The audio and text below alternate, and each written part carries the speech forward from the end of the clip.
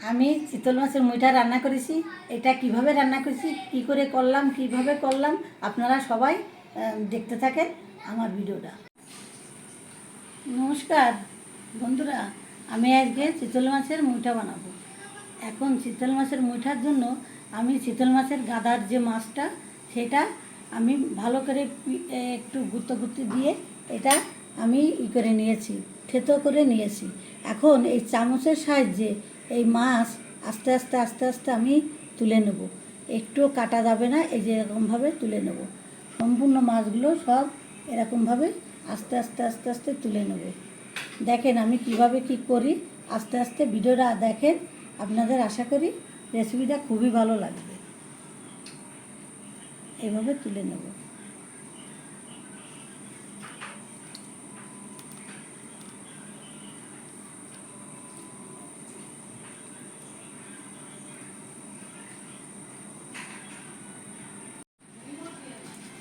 এই দেখেন আমি কিভাবে এই মাছের থেকে সব কাটা বাদ দিয়ে মাছটা চামচ দিয়ে আস্তে আস্তে আস্তে আস্তে কুড়িয়ে নিলাম। দেখেন এরকমভাবে সব মাছের ভিতরে টান দিয়ে এই যে কাটাগুলো সব থেকে গেল। এই কাটা আর একদিন চচ্চড়ি করা যাবে। এই যে এই সব কাটাগুলো রয়ে গেল। এর থেকে আমি মাছটা নিয়ে নিলাম। এই যে এতটা মাছ হয়েছে আমার। এখন কিভাবে কি করি আবার দেখেন। আস্তে আস্তে আমি সবই দেখাবো, আপনারা ভিডিওটা দেখতে থাকেন। এখন এই মুইঠার এই যে মাছটা, যে চিতল মাছটা আমি বের করে নিয়েছি, দেখেন এই কাটা ছাড়িয়ে এর থেকে বের করে নিয়েছি। এখন এটা মেখে নেব। এর ভিতর একটু আলু দিয়ে দেবো। আলু দিলে একটু ভালো হয়। সামান্য একটু আলু দিয়ে দেবো। তারপরে এই আলুটা সিদ্ধ করে আমি দলা আকারে করে নিছি, সিদ্ধ করে নিছি এটা। এবার এর ভিতর আমি পরিমাণ মতন হলুদ দিয়ে দেবো।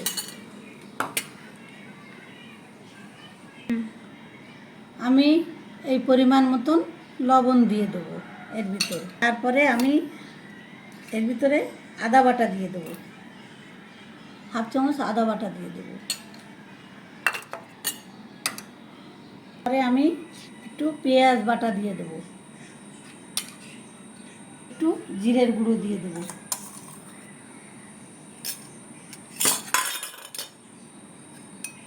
একটু শুকনো লঙ্কার গুঁড়ো দিয়ে দেবো,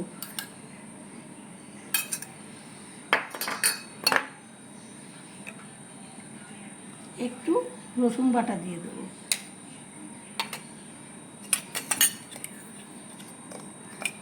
হালকা একটু গরম মশলার গুঁড়ো দিয়ে দেবো,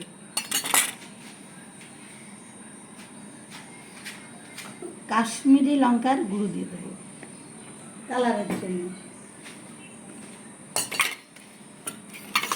এইবার এটা আমি ভালো করে হাত দিয়ে মেখে নেব।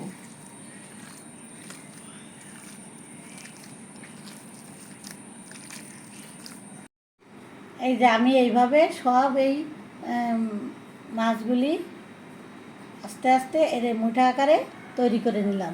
এই যে এইভাবে তৈরি করে নিলাম। এই যে এখানে রাখলাম। সব আস্তে আস্তে মুঠা আকারে তৈরি করে নিলাম। এটা একটু ঝামেলা থাকলেও খেতে খুবই ভালো জিনিস। ফ্রাই প্যানে আমি জল দিয়ে দিলাম, মিঠাটা সিদ্ধ করার জন্য জল দিয়ে দিলাম। জলটা তাড়াতাড়ি উতল আসার জন্য আমি ঢেকে দিলাম।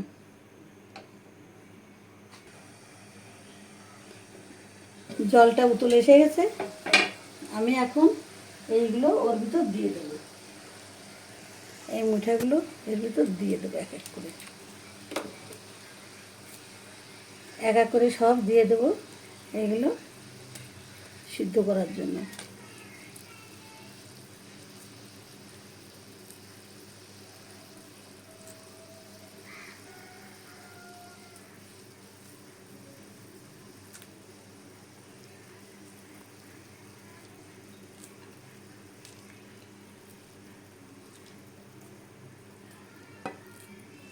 সব এক করে এর ভিতর দিয়ে দিলাম।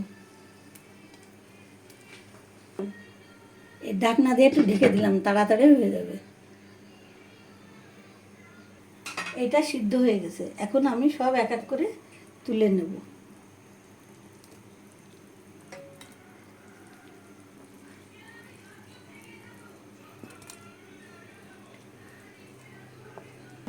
এইটা ভেসে উঠেছে, ভেসে উঠলে বোঝা যাবে যে এই যে সিদ্ধটা হয়ে গেছে। দেখেন কত সুন্দর ভেসে ভেসে উঠেছে সব, এবং সব সিদ্ধগুলো হয়ে গেছে। দেখেছেন কত সুন্দর। এটা প্যানে এখন একটু সর্ষের তেল দিয়ে নিলাম ভেজে ওঠানোর জন্য। এই মিঠাটা এখন আমি হালকা আছে ভেজে নেব। এখন আমি দিয়ে দেবো।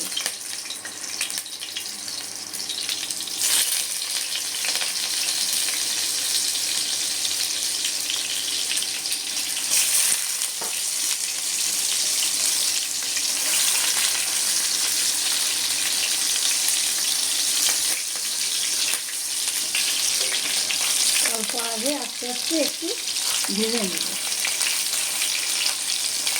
ভাজা হয়ে গেছে, এখন আমি এটা তুলে নেব।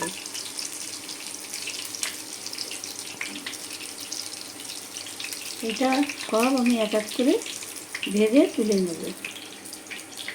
আমি এই ভাজাগুলি আমার হয়ে গেছে, আমি এক এক করে সব তুলে নিলাম। দেখেন আমার সব ভাজাগুলি হয়ে গেছে, আমার সব ভাজা হয়ে গেছে কমপ্লিট। প্যানে আর একটু তেল দিয়ে দিলাম।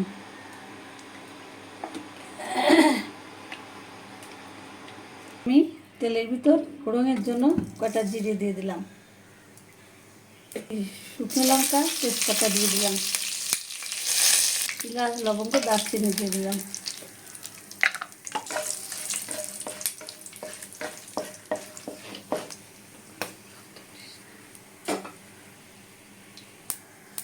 হালকা একটু পেঁয়াজ কুচি দিলাম।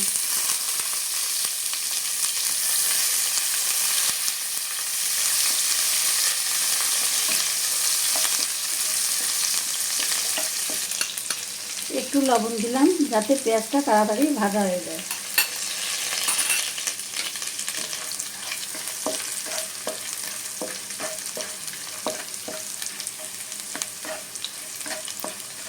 আদা রসুন বাটা দিয়ে দিলাম। এটা ভালো করে একটু নেড়ে নেব। আমি টমেটো বাটাটা দিয়ে দিলাম, টমেটো বাটা।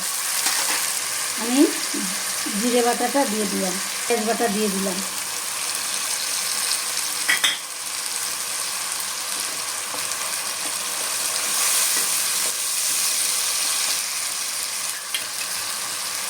আমি শুকনো লঙ্কার গুঁড়ো দিয়ে দিলাম, হলুদ দিয়ে দিলাম এক চামচ। কালারের জন্য একটি কাশ্মীরি লঙ্কার গুঁড়ো দিয়ে দিলাম কালারের জন্য।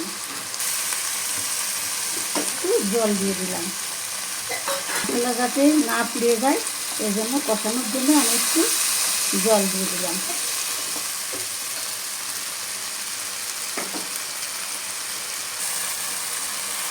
মশলাটা ভালো করে কষায় নিতে হবে যাতে মশলায় কাঁচা গন্ধ না থাকে। মশলাটা প্রায় তেল ছেড়ে গেছে, আমার প্রায় কষানো হয়ে গেছে। আমি একটু চিনি দিয়ে দিলাম।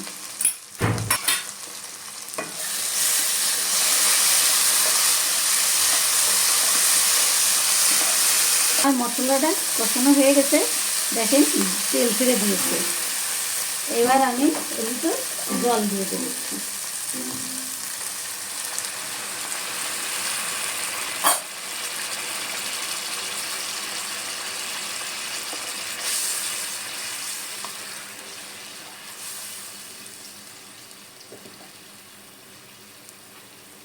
কয়টা কাঁচা লঙ্কা দিয়ে দিলাম। এবার আমি এইগুলো সব এর ভিতর আস্তে আস্তে দিয়ে দেব। মিঠাগুলো দিয়ে দিলাম।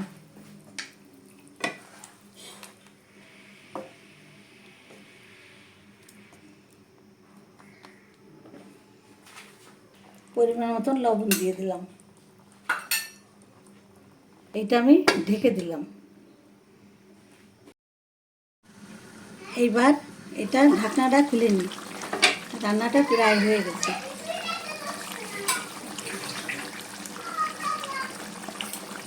এবার আমি একটু গরম মশলা দিয়ে দেবো।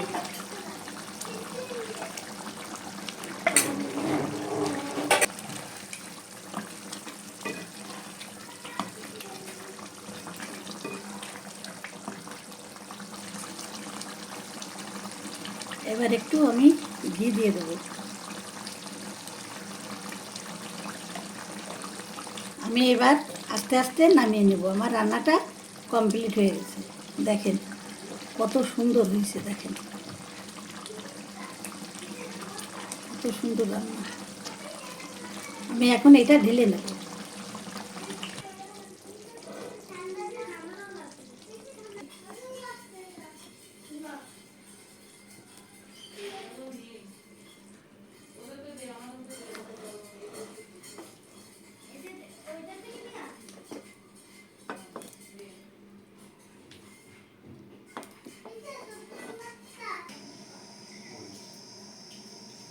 দেখেন আমি এই মুইটাটা রান্না আমার শেষ হয়ে গেছে, আমি ঢেলে নিয়ে আসলাম।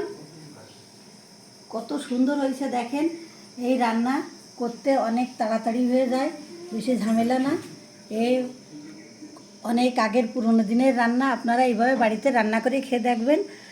আমি যেভাবে করলাম এইভাবে রান্না করে একবার খেয়ে দেখবেন, খুবই ভালো লাগবে। ভালো লাগলে আমারে কমেন্টস করে একবার অন্তত জানাবেন। পরবর্তী ভিডিও নিয়ে আবার দেখা হবে সবার সঙ্গে। করবো করবো করে হচ্ছে না, তাই আজকে করলাম। আমার আশাটা পূরণ হলো। বন্ধুরা তোমরা সবাই এই মিঠাটা খেও, একবার হলো আমাকে একটু কমেন্টস করে জানাইও, তাহলে আমি খুবই খুশি হব, খুবই ভালো লাগবে। আমার সব রান্নার ভিডিওটা ইউটিউব চ্যানেলে দেওয়া আছে, পেজে দেওয়া আছে। আপনারা সবাই এইভাবে রান্না করে খেয়ে দেখবেন। চিতল মাছের মিঠাটা খুবই ভালো লাগবে। আশা করি এই ভিডিওটা যদি ভালো লাগে আমার কমেন্টস করে অবশ্যই অবশ্যই জানাবেন।